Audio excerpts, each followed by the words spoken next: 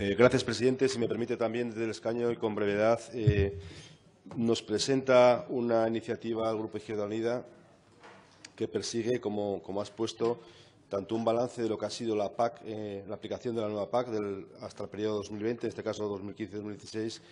como los posibles efectos que supuso la supresión de las cuotas lácteas y la creación de un grupo de trabajo. Bien, no podemos estar más de acuerdo con lo que nos plantea Izquierda Unida. Creo que es importante analizar cómo se está aplicando la política agrícola común y cómo se está gestionando los muchos recursos que desde Europa y desde el Estado vienen a esta región en relación a lo que es el sector primario principalmente. Sí me gustaría simplemente un par de cuestiones en relación a esta cuestión que plantea Izquierda Unida. Hace años, y me refiero cuando estaba negociando la actual política agrícola común para el periodo 2014-2020, es verdad que en esta Cámara y fuera de ella había muchos pájaros de mal agüero que pronosticaban seguramente casi el fin de una política agrícola común, seguramente porque estaba en cuestión poner en duda la capacidad de un Gobierno, el Gobierno de España y el Gobierno de Mariano Rajoy, para llegar a buen puerto una negociación. Hoy, seguramente, y en este balance podamos observar que los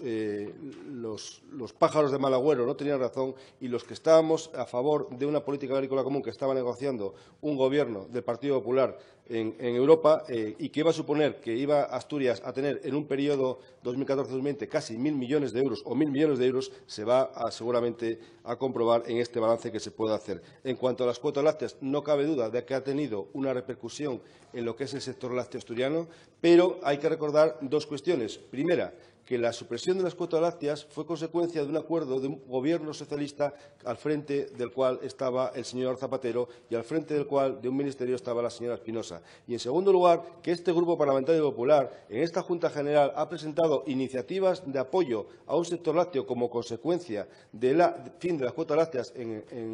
hace un par de años y nada o prácticamente nada se ha hecho para cumplir esas medidas que se votaron casi por unanimidad, excepto por el Partido Socialista, si no recuerdo mal, para apoyar a este sector lácteo. Por tanto, es verdad que las cuotas lácteas han podido influir, o la retirada de las cuotas lácteas ha podido influir en lo que es la evolución del sector lácteo en Asturias, pero no es menos cierto que este Gobierno no ha hecho o no ha tomado las medidas que desde esta Junta se le ha indicado que tomase. Y por finalizar con el tema de lo que ha sido las ayudas FEAGA,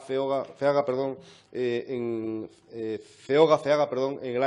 estos periodos. Solamente les voy a poner un dato. En el año 2008, el Gobierno socialista de Zapatero ingresó o transfirió a esta comunidad autónoma 56 millones de euros. En el año 2016, la cantidad es de 66 millones de euros. Por tanto, nos congratulamos de que un 14% más de cuando gobernaba el Partido Socialista en España a cuando gobierna el Partido Popular en España se vea beneficiado